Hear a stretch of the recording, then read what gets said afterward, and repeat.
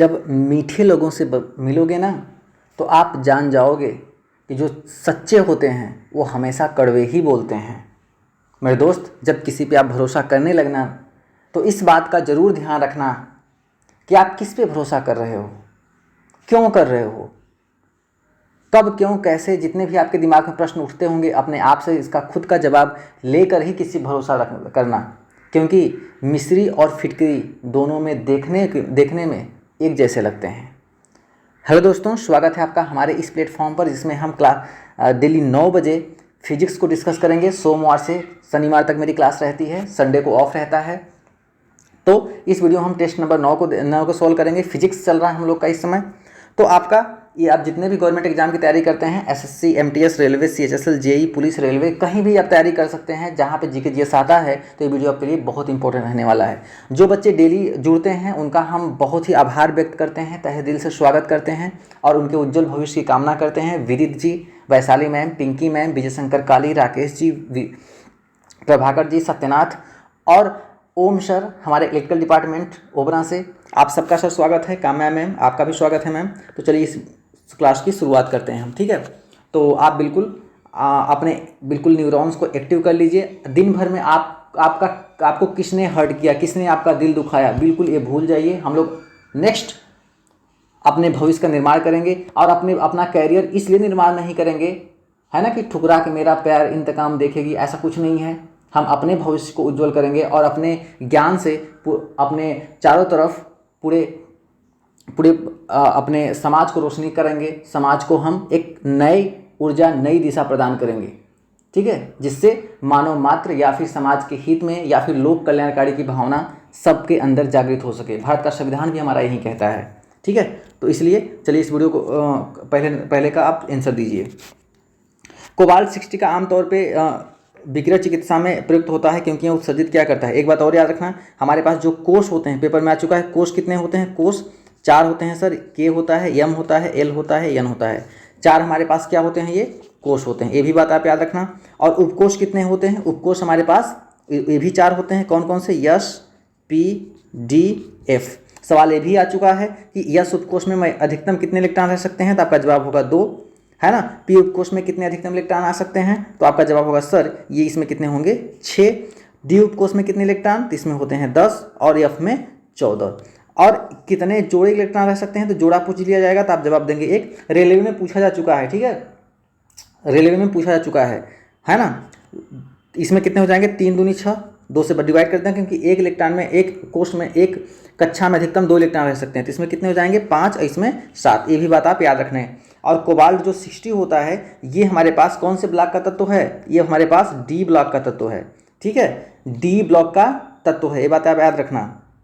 तो इसका जो करेक्ट आंसर होगा हमारे पास एक्स रेज। क्या होगा हमारे पास? X rays. जो ब्लड कैंसर होता है, एक्सरे किरणें क्या होती हैं? एक्सरे किरण वह किरण होती हैं जो हमारे शरीर में, हमारे शरीर के सभी भागों में बड़े आसानी से प्रवेश कर जाती हैं, लेकिन हड्डियों में नहीं प्रवेश कर पाती हैं, जिसकी वजह से उसका हमें एक इमेज हमें दिखाई दे देता है। और इसीलिए से इसका मेडिकल चिकित्सा में भी इसका यूज किया जाता है, एक्सरे किरणों का, ठीक है। तो कोबाल्ट 60 जो होता है हमारे पास आमतौर पर यह क्या उत्सर्जित करता है? एक्सरे किरणें उत्सर्जित करता है। आई होप यहाँ तक क्लियर हुआ, ठीक है।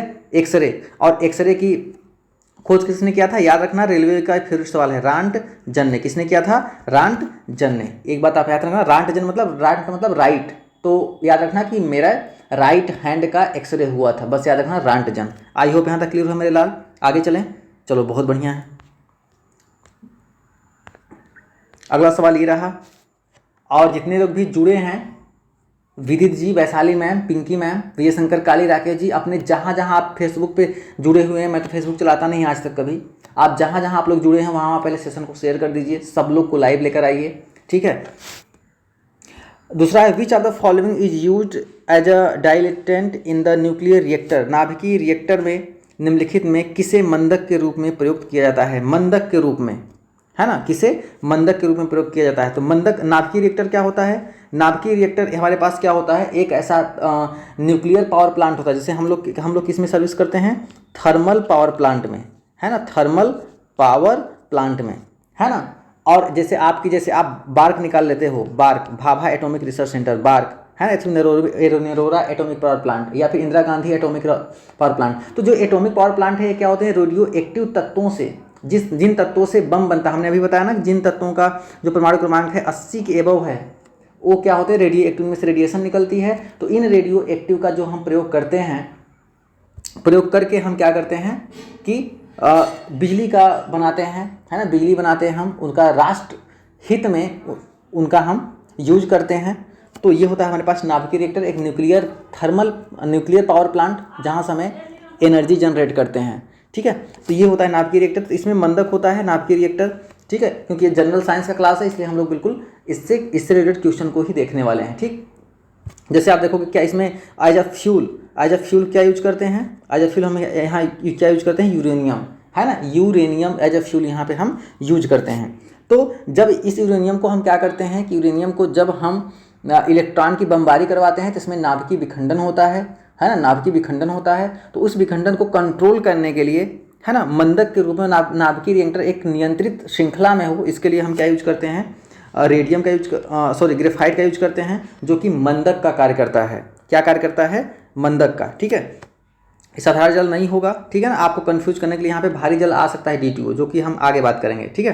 तो थोरियम होता है, और रेडियम क्या होता है, आपने देखा होगा, जो बहुत लोगों ने जो घड़ी लगाया होगा, तो रात में बहुत लोग की घड़ी क्या होती है, जलती है, रात में घड़ी क्या होती है, जलती है। तो उसमें किसका लेप चढ़ा होता है, रेडियम का लेप चढ़ा होता है, ये बात याद रखना, ठीक है। आगे चलें, ठीक है, कुछ बातें और याद रखना। दो चीज़ें, एक होता है हमारे पास नाभिकीय विखंडन। जैसे हमारे पास नाभिकीय विखंडन का मतलब क्या होता है, देखिए क्यों जरूरत पड़ती है, जो विखंडन क्या होता है, एक होता है विखंडन, है ना, जो नाभिकीय विखंडन होता है, एक होता है संलयन, है ना। जो संलयन होता है, संलयन की प्रक्रिया क्या होती है, ऊर्जा का निर्माण होता है जब छोटे छोटे नाभिक मिलकर एक होते हैं, है ना। जैसे हमारे पास छोटे छोटे नाभिक हैं, हीलियम के नाभिक हैं, मिलकर यदि एक हो रहे हैं तो यहाँ से क्या निकलेगी, ऊर्जा निकलेगी। तो नाभिकीय संलयन की क्रिया किस में होती है, सूर्य में होती है। किस में होती है, सूर्य में होती है। लेकिन हम बात करेंगे नाभिकीय विखंडन की यदि बात करें तो इससे हम क्या करते हैं, हमें परमाणु बम बना सकते हैं, है ना, और एटॉमिक पावर प्लांट को भी हम चला सकते हैं, जिससे हम ऊर्जा का निर्माण भी करते हैं, है ना। तो नाभिकीय विखंडन बम पर आधारित है, नाभिकीय संलयन हमारे पास ऊर्जा सूर्य में बनती लगातार बनती है, ये बात आप याद रखना, ठीक है। फ्यूल क्या होता है, यूरेनियम होता है। ग्रेफाइट क्या होता है, एज मंदक के रूप में कार्य करता है, ठीक है। और एक चीज़ और याद रखना, आपको यदि मान लो ग्रेफाइट नहीं दिया है ऑप्शन में तो आप कंफ्यूज मत होना, एक चीज़ और आता है हमारे पास D2O। क्या होता है D2O, ये क्या होता है हमारे पास, भारी जल। क्या होता है मेरे लाल, भारी जल होता है। लेकिन हमारे पास आपको H2O पता होता है, आप याद रखना D2O, ड्यूटेरियम ऑक्साइड, है ना। ठीक, आगे चलें। Where is the nuclear pile use, परमाणु पाइल का प्रयोग कहाँ किया जाता है, ये बात आप बताइए, परमाणु पाइल्स का उपयोग कहाँ किया जाता है, ठीक। In the production of x-rays, in the operation of nuclear fission, in the process of thermal nuclear fission, बताइए। तो आपको पता होगा कि देखिए जो भी तत्व रेडियो एक्टिव होते हैं, जो भी तत्व हमारे पास रेडियो एक्टिव होते हैं, ये बात हमेशा याद रखना, रेडियो एक्टिव तत्व जो होते हैं उनकी मात्रा को यदि आप कहीं रख दोगे तो वहाँ से हमारे पास अल्फा बीटा गामा किरणें क्या होंगी, निकलना शुरू हो जाएंगी। आपने मैडम क्यूरी, उनके पति पीरे क्यूरी का नाम सुना है क्या, बताइए कमेंट बॉक्स में, ठीक है। तो इसका जो करेक्ट आंसर होगा हमारे पास, परमाणु पाइल्स का प्रयोग कहाँ करते हैं हम, एक हम करते हैं नाभिकीय विखंडन में, नाभिकीय विखंडन में, ठीक है। और हमारे पास संलयन की बात करें, नाभिकीय संलयन किस में होती है, हमारे पास सूर्य में होती है। सूर्य पृथ्वी पर ऊर्जा का सबसे बड़ा स्रोत है, आपको पता है, ठीक है। और एक बात और याद रखना कि जो सूर्य का ताप होता है वो हम किस पे नापते हैं, पायरोमीटर से। किस पे, पायरोमीटर से हम सूर्य का ताप नापते हैं, ये बात आप याद रखना। और ताप की बात करें तो हमारा जो ताप होता है, ताप के 4 पैमाने हमने बताया था, कौन कौन सा, एक र्यूमर, एक सेल्सियस, एक केल्विन और एक फ़ारेनहाइट। आप कमेंट बॉक्स में छापो कि मनुष्य का ताप केल्विन पैमाने पे कितना होता है, फ़ारेनहाइट पे कितना होता है और डिग्री सेंटीग्रेड पे कितना होता है स्वस्थ मनुष्य का ताप। ओके, आगे चलें, ठीक है। क्यूरी किसकी इकाई है, क्यूरी किसकी इकाई है, जल्दी बताइए, क्यूरी किसकी इकाई है। Curie is the name of whose unit, Curie, है ना, बताइए जल्दी बताइए। तो इसको एलिमिनेट करने की कोशिश करिए आप। उष्मा की इकाई क्या है हमारे पास, जूल होता है। उष्मा की इकाई क्या होता है, जूल। जूल को हम क्या लिख सकते हैं, न्यूटन इंटू मीटर लिख सकते हैं, न्यूटन इंटू मीटर। उष्मा का मात्रक जूल होता है और कार्य का भी मात्रक क्या होता है, जूल हो जाएगा। और बल आघूर्ण टार्क का भी मात्रक क्या हो जाएगा, जूल हो जाएगा। क्यों, टार्क का भी मात्रक जूल हो जाएगा, ऊष्मा का मात्रक जूल हो जाएगा और कार्य का मात्रक भी जूल हो जाएगा। ठीक है, और ऊर्जा भी यहाँ पे इसका भी मात्रक क्या हो जाएगा, जूल हो जाएगा। तो इसका जो करेक्ट आंसर होगा हमारे पास रेडियो एक्टिव धर्मिता। क्या होता है, रेडियो एक्टिव धर्मिता। क्यूरी इसी का इकाई का नाम है। और एक बात याद रखना, ये आया है यूपी पीसीएस में भी आ चुका है। हमने आज ही पिछले साल का पेपर सेट से देख रहे थे तो वहाँ पे एक क्वेश्चन आ गया था, तो इस बात को आप ध्यान देना। ठीक है, चलो कुछ और बातें याद रख लेना। ठीक है, मैं आपसे पूछ रहा हूँ, आप जल्दी जल्दी बताना ज़रा।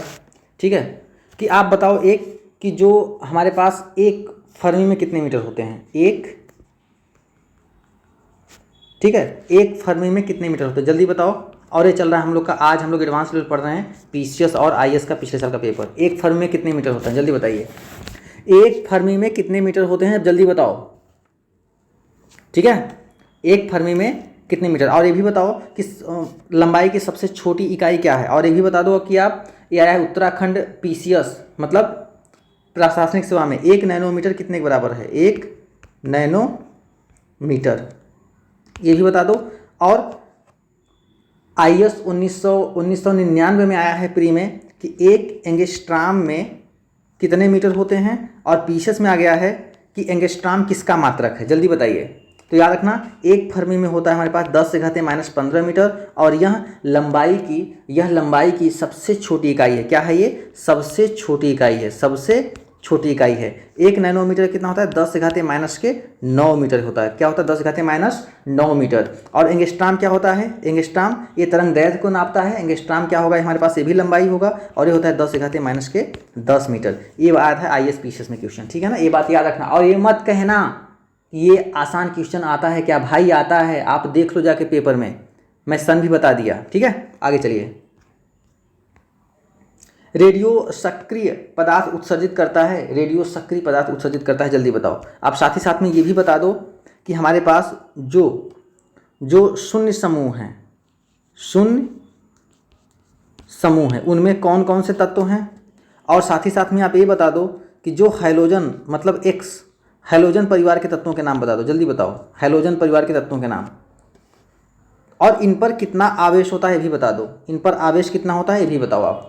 तो रेडियो सक्रिय पदार्थ उत्सर्जित करता है, जल्दी बताइए। विदिर जी जल्दी बताइए, पिंकी मैम, वैशाली, राकेश जी, क्या हो गया। ओम सर, ओम सर तो हमारा मूल्यांकन करने के लिए हैं, तो उनसे तो पूछेंगे नहीं, खुद ही इंजीनियर हैं, इलेक्ट्रिकल डिपार्टमेंट के, स्विच यार्ड 3x200 मेगावाट।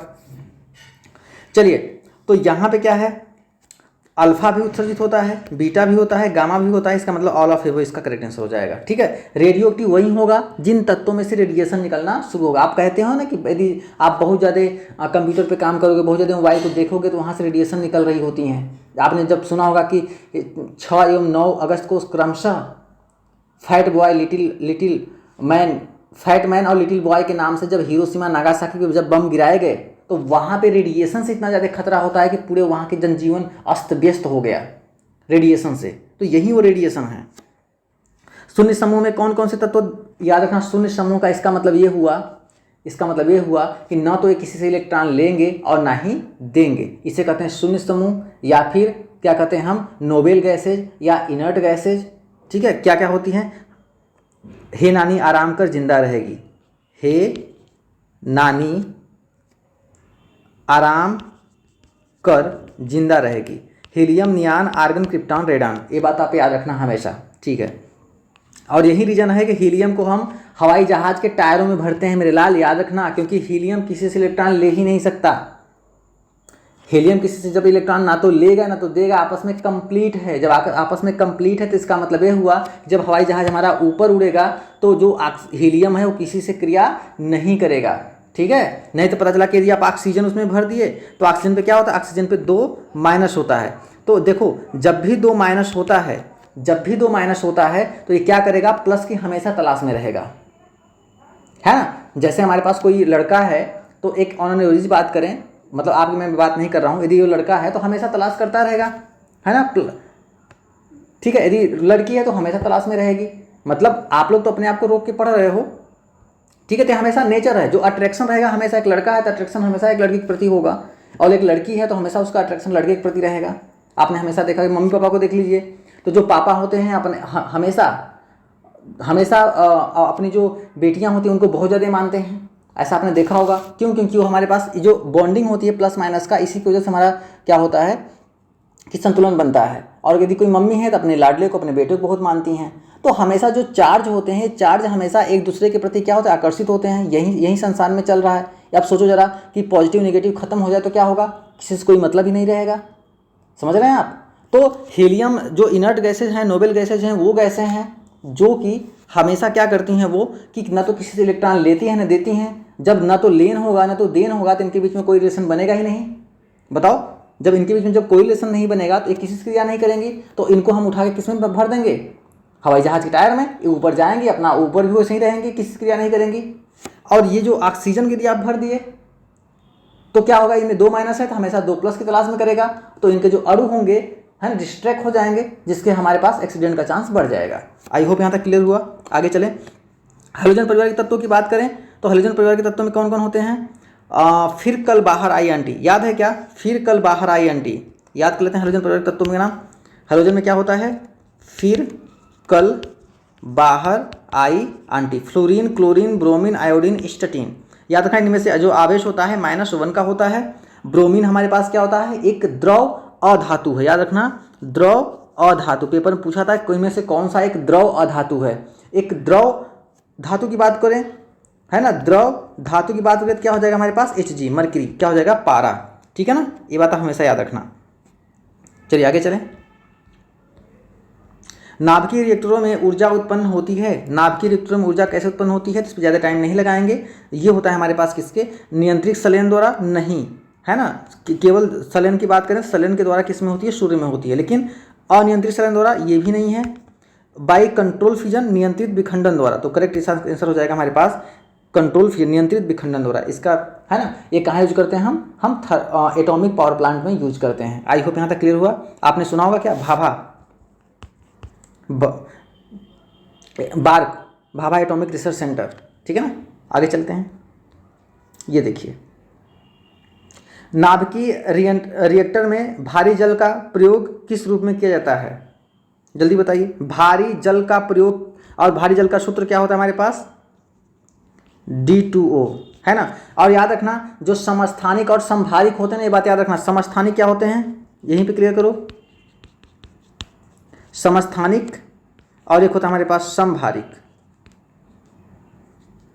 सम इलेक्ट्रॉनिक, सम प्रोटॉनिक भी होता है, ये बात आप भी याद रखना। समस्थानिक क्या होते हैं? समस्थानिक वे ऐसे तत्व होते हैं जिनके परमाणु क्रमांक क्या होते हैं? समान होते हैं। इसमें परमाणु क्रमांक क्या होते हैं? समान होते हैं। समभारिक वो होते हैं जिनके परमाणु क्रमांक क्या होते हैं? परमाणु भार समान होते हैं। तो आप सिर्फ ये बता दो हमें कि हाइड्रोजन के 3 समस्थानिक के नाम बताओ। हाइड्रोजन के 3 समस्थानिक के नाम बताओ जल्दी। समस्थानिक के नाम बताओ। ये आया हमारे पास IS 2008 में। ठीक है, पूछा है पेपर में कि हाइड्रोजन के क्रमशः 3 समस्थानिक हैं, और इसका जो करेक्ट आंसर होगा हमारे पास क्या होगा? कूलेंट होगा। अब भारी जल का सूत्र क्या होता है हमारे पास? D2O, deuterium oxide. मंदक के लिए हमने क्या देखा? ग्रेफाइट। ठीक है, तो इसका जो करेक्ट आंसर होगा हमारे पास क्या होगा? हाइड्रोजन एक हो जाएगा हमारे पास हाइड्रोजन, एक हो जाएगा हमारे पास डाइटेरियम, एक हो जाएगा हमारे पास ट्राइटेरियम, है ना। Hydrogen, deuterium, tritium, correct. इसका आंसर करेक्ट हो जाएगा। और मंदक की बात करें ग्रेफाइट, तो ग्रेफाइट किसका अपर रूप है? ग्रेफाइट किसका अपर रूप है भाई? ये तो है किसका? कार्बन का। कार्बन का अपर रूप कितने होते हैं? देखो, एक हो गया हमारे पास कार्बन, एक हो गया हमारे पास कोयला, एक हो गया हमारे पास ग्रेफाइट हो गया। ठीक है। ऑक्सीजन की बात करें तो ऑक्सीजन में कितने हो जाएंगे? एक तो ऑक्सीजन हो जाएगा खुद, एक हो जाएगा हमारे पास ओजोन मतलब O3, एक हो जाएगा हमारे पास केवल O, नवजात ऑक्सीजन, और O2। एक बार फिर से देख लो ध्यान से, नहीं तो कंफर्म नहीं हुआ होगा। ऑक्सीजन के कितने समस्थानिक हैं? 3, याद रखना। एक हो जाएगा हमारे पास ऑक्सीजन, एक हो जाएगा O3, ये क्या हो जाएगा हमारे पास? ओजोन। समताप मंडल, मोटाई डाप्सन में आपने अरे रटा है कि नहीं यार? क्या हो जाएगा हमारे पास अगला? एक नवजात ऑक्सीजन। 3 अपर रूप हो गए। ठीक है, आगे चलते हैं। द्रव्यमान ऊर्जा संबंध किसका निष्कर्ष है? द्रव्यमान ऊर्जा संबंध किसका निष्कर्ष है? जल्दी बताइए। द्रव्यमान ऊर्जा संबंध जल्दी बताइए आप। ये हो जाएगा हमारे पास, आपने ये पढ़ा है क्या? E = mc², जहाँ पे c क्या है? प्रकाश की चाल, m क्या है? पार्टिकल का द्रव्यमान। ठीक है। और कमेंट बॉक्स में ये छापो कि प्लांक नियतांक का मान कितना होता है, कैपिटल जी का मान कितना होता है। आप जल्दी से कमेंट बॉक्स में छाप दो। और एप्सिलॉन जीरो का मान कितना होता है कमेंट बॉक्स में बताओ। तो इसका जो करेक्ट आंसर होगा हमारे पास ऑप्शन नंबर ए बिल्कुल करेक्ट होगा। स्पेसिफिक थ्योरी ऑफ रिलेटिविटी, सापेक्षता का विशिष्ट सिद्धांत, ये बात आप याद रखना हमेशा। द्रव्यमान ऊर्जा संबंध इसे कहते हैं, ठीक है। आप कैपिटल जी का मान कितना होता है, क्या 6.67 गुणित 10 घाते -11 न्यूटन होता है क्या, बताओ। एच का मान, प्लांक नियतांक का मान बताओ कितने जूल होता है। और एप्सिलॉन जीरो का मान बताओ, क्या 8.85 गुणित कितना होता है, जल्दी बताओ कमेंट बॉक्स में। आप भी कुछ करो, नहीं तो मैं बता ही रहा हूँ सब कुछ। डायोड वह प्रयुक्ति है जो धारा को, है ना, एक बात याद रखना, धारा क्या होती है, धारा मतलब इलेक्ट्रिक करंट, है ना, इलेक्ट्रिक करंट। अच्छा, केवल हम कह रहे धारा क्या होती है, क्या कहोगे आप। धारा तो किसी चीज़ की हो सकती है, दूध की धारा हो सकती है, हवा का धारा हो सकती है, पानी की धारा हो सकती है, बताओ धारा किसे कहते हैं हम। तो विदित जी बताइए धारा किसे कहते हैं, केवल धारा हमने पूछा है ना, एक फ्रेश पेज पे बताओ धारा किसे कहते हैं, धारा किसे कहते हैं, है ना। धारा जब कहते हैं कि जब भी किसी वस्तु का जब अचानक से फ्लो होता है, अचानक से बहुत तेजी से फ्लो होता है, अचानक से फ्लो होता है, अचानक से फ्लो होता है, तो उसे हम क्या कहते हैं, धारा कहते हैं। यदि हम अचानक से पानी की धारा, पानी आने लगी तो क्या कहेंगे आप, ये पानी की धारा है।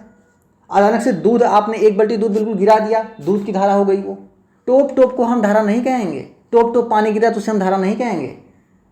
अचानक से आपने 1 गैलन तेल ही एकदम बिल्कुल गिरा दिया, जो नाली की तरह बहने लगा, वो क्या हो गया, तेल की धारा हो गया। लेकिन विद्युत धारा सर क्या है, सर विद्युत धारा का मतलब हुआ कि जब हम इलेक्ट्रॉन को, जैसे हमारे पास ये तार है इतना, इसमें इलेक्ट्रॉन, यदि इलेक्ट्रॉन बहना शुरू कर गए, है ना, ये इलेक्ट्रॉन है, सब पे इलेक्ट्रॉन है,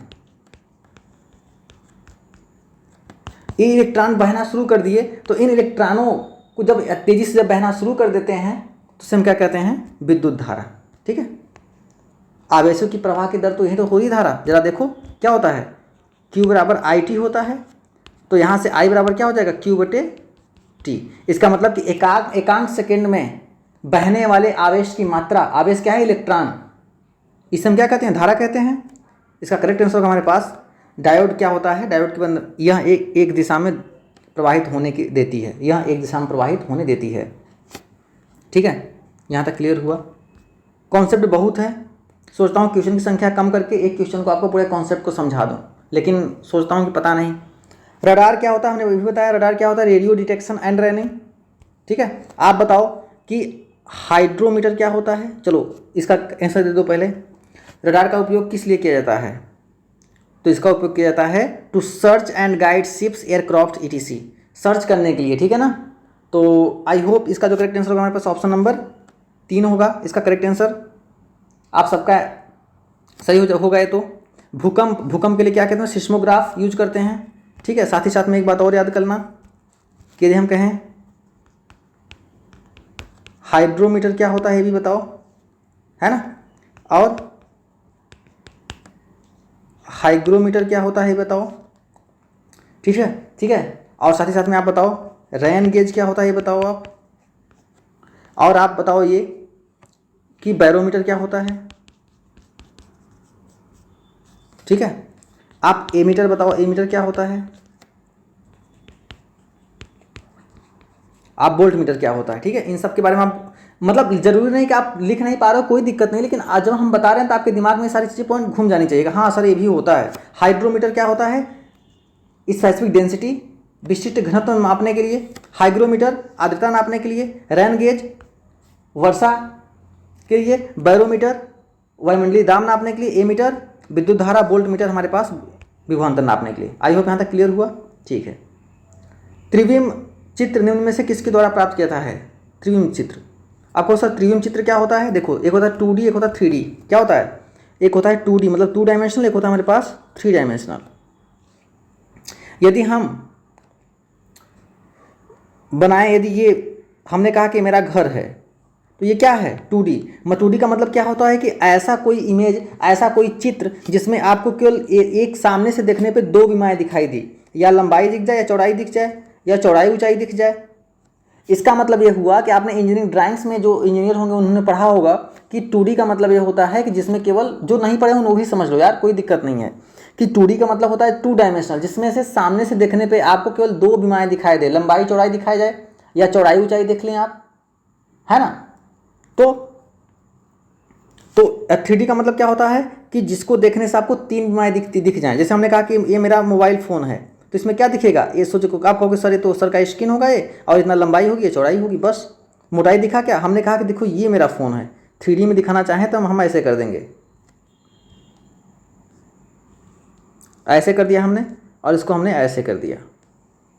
जरा देखो, आपको लंबाई भी दिखाई दी, चौड़ाई भी दिखाई दी, और ये वाला भी मोटाई भी दिखाई देने लगी। इसे हम कहते हैं 3D। इसका जो करेक्ट आंसर होगा हमारे पास होलोग्राफी। आई होप यहाँ तक क्लियर आंसर होगा, ठीक है, कंफर्म हुआ, ठीक है।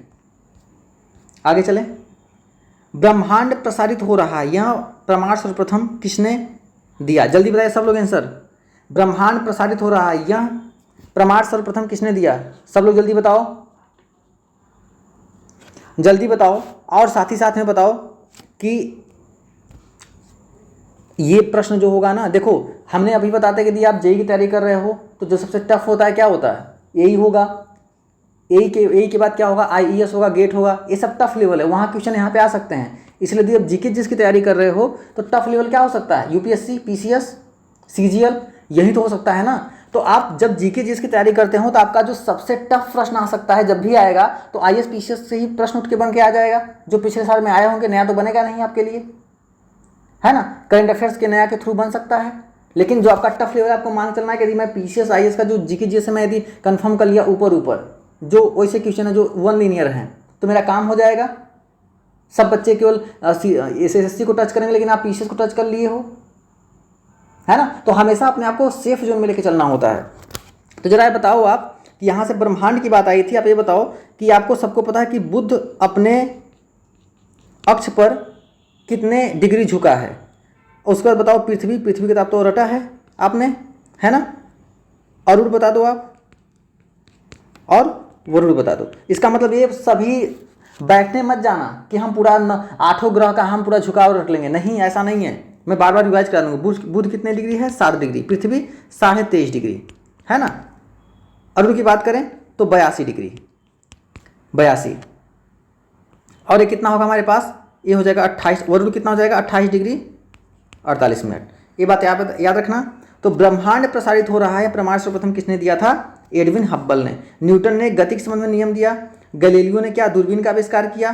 कोपरनिकस ने क्या कहा, जल्दी बताओ कमेंट बॉक्स में। आगे चलें, आगे देखो, ग्रहों की गति का नियम किसने प्रतिपादित किया? तो ग्रहों का गति संबंधी नियम किसने प्रतिपादित किया था, जल्दी बताओ। गैलीलियो ने दूरबीन का आविष्कार, ठीक है। अभी मैं एक लैपटॉप आ जाएगा तो मैं आपका कमेंट भी लगा दूंगा सामने, ताकि कमेंट भी दिखता रहे, है ना। इसलिए क्लास का नाम पिमाया रहता है। सामने लैपटॉप लग जाएगा तो वो बिल्कुल से आपका कमेंट भी दिख जाएगा, स्क्रीन में देखने में नहीं पता चलता है। इसका जो करेक्ट आंसर होगा हमारे पास न्यूटन, सर आइजैक न्यूटन, इसे भौतिक विज्ञान का पितामह कहते हैं। अच्छा बताओ, ये रसायन विज्ञान का पितामह किसे कहते हैं? क्या डॉक्टर लेवासियो कहते हैं क्या? डॉक्टर लेवासियो कहते हैं क्या, जल्दी बताओ। और आप जीव विज्ञान के भी पितामह का नाम छाप दो। आगे चलें, ठीक। पृथ्वी तथा अन्य ग्रह सूर्य के चारों ओर चक्कर लगाते हैं, यह सबसे पहले किसने प्रमाणित किया? देखो बहुत इंटरेस्टिंग बात है, आपको बताता हूँ। देखो, पृथ्वी तथा अन्य ग्रह सूर्य के चारों ओर चक्कर लगाते हैं। हुआ क्या था ना, एक बात याद रखना कि जब कोपरनिकस ने ये बात कही तो जहाँ कोपरनिकस रहता था ना, सब लोग पृथ्वी की पूजा करते थे। पृथ्वी माँ की वैसे भी आज भी हम लोग पूजा करते हैं, सब लोग पूजा करते थे। तो जब इन्होंने कहा कि नहीं, सूर्य नहीं, पृथ्वी सूर्य का चक्कर काटती है, तो सब लोगों ने कोपरनिकस को बहुत बहुत निंदा किया, बहुत यातनाएं दी, सामाजिक यातनाएं दी कि कैसे कह रहा है ये, जो जिसकी हम पूजा करते, जिस धरा पे हम पूजा करते हैं, वो सूर्य की भला चक्कर क्यों लगाएगी? समाज होता है, कुछ भी कह सकता है समाज, बिना ये समझे कि इसका मतलब क्या होता है ना। जैसे है कि दो लोग क्या हैं, दो लोग इंटरकास्ट में हैं, मैरिज कर रहे हैं, दोनों लोग अच्छे हैं, समझदार हैं, 25 ईयर प्लस एज हो गया है, शादी कर रहे हैं, सब कहें नहीं समाज मेरा नाक कट जाएगा, है ना, मैं कहीं से कहीं के मुंह दिखाने लायक नहीं रहेंगे। कितने लोग सुसाइड कर लेते हैं, कितने माँ बाप सुसाइड कर लेते हैं समाज को लेकर के। ये क्या है, ये रूढ़िवादी विचार हैं कि आपका खुद से अपने आप को नियम कानून में बांध लेना। जैसे आपने अपने नियम कानून में हो सकता है आपने अभी बाधा है कि मैं तैयारी करूंगा, लेकिन आपके दिमाग में समाज कह रहा होगा भाई तेरे से नहीं होगा, तेरे से नहीं होगा, तेरे से नहीं होगा। क्या हुआ, इलाहाबाद से बोरिया बिस्तरा बांध के क्या कर दोगे, घर चले जाओगे।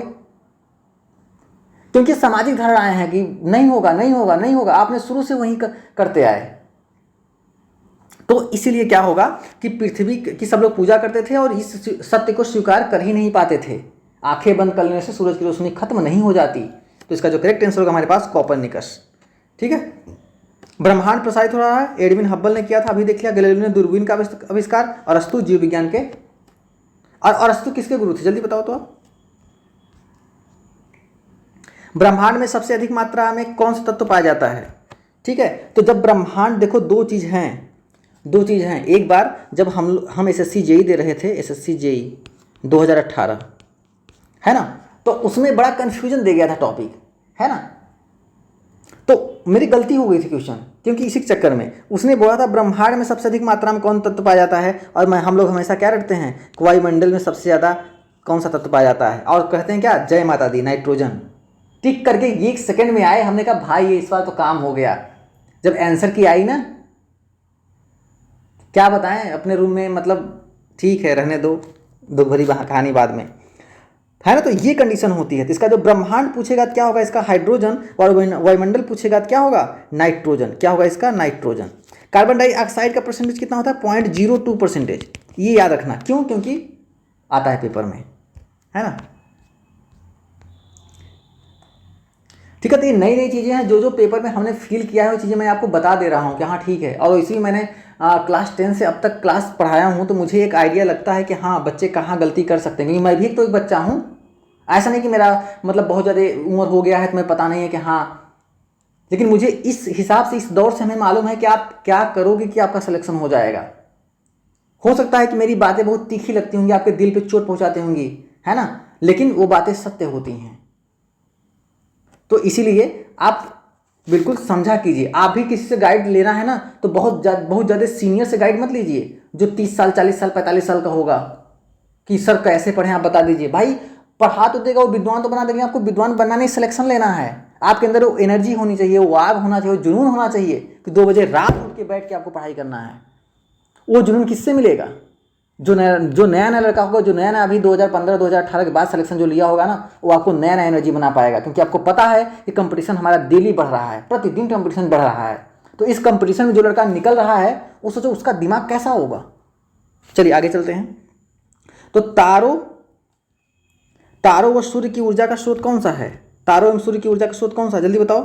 तो तारों एवं सूर्य की ऊर्जा क्या है भाई, ये तो हमारे पास नाभिकीय संलयन है ना। नाभिक क्या होता है, नाभिकीय संलयन में क्या होता है, तारों एवं सूर्य की ऊर्जा का स्रोत क्या होता है, यही होता है। और तारों का चमकना किसका सूचक होते हैं, ये भी पेपर में आ चुका है, ये सीजीएल में आ चुका है, सीजीएल में। ठीक है, अच्छा ये बहुत वैरायटी क्वेश्चन इसलिए मैं लाता हूँ ना कि मैं जीके जिस पढ़ने के मैं सब बुक को पढ़ लेता हूँ, जितने, अब बुक नहीं, पिछले साल के पेपर, चाहे वो पीसीएस में आए हों, चाहे रेलवे में आए हों, चाहे एसएससी जेई में आए हों, चाहे पुलिस में आए हों। जीके का मतलब केवल जीके होता है, और जीके का मतलब ये नहीं होता कि सर एसएससी जेई किताब पे लिखा रहेगा तभी हम उसको पढ़ेंगे, ऐसा नहीं होता है। यदि ऐसा आप कर रहे हो तो भाई सिलेक्शन से बहुत दूर हो जाओगे।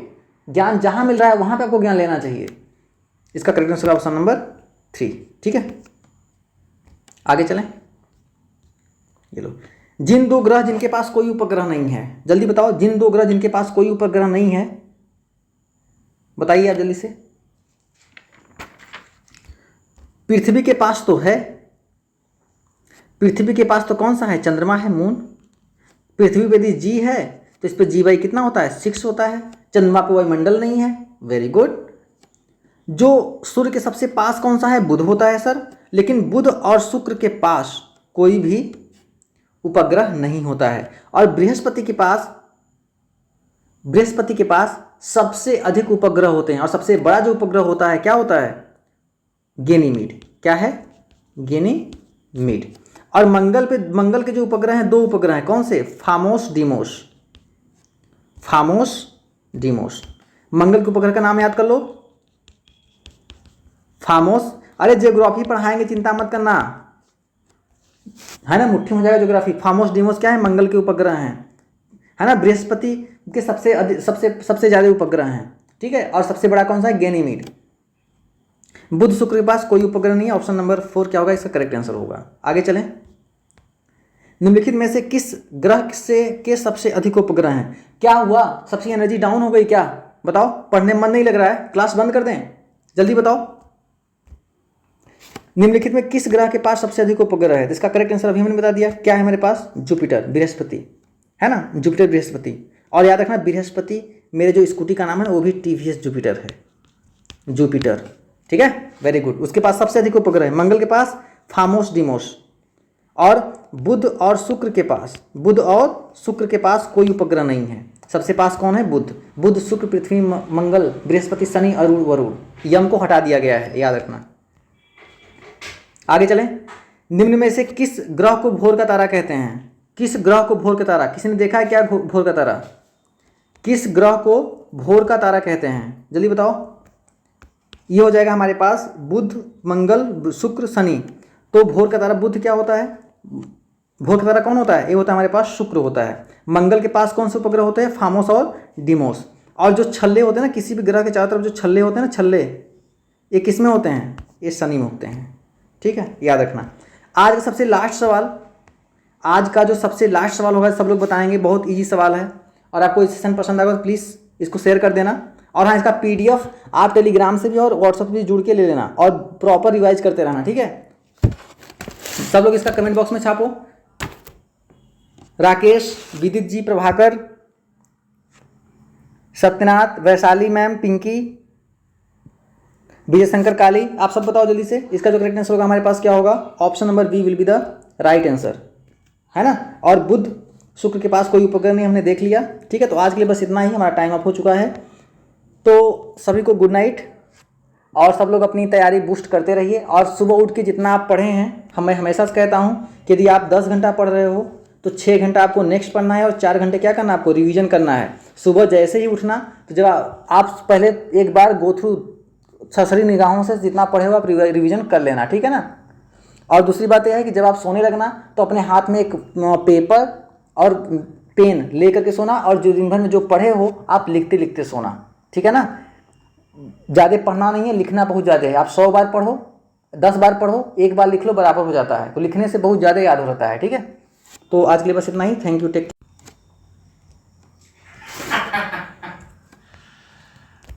क्या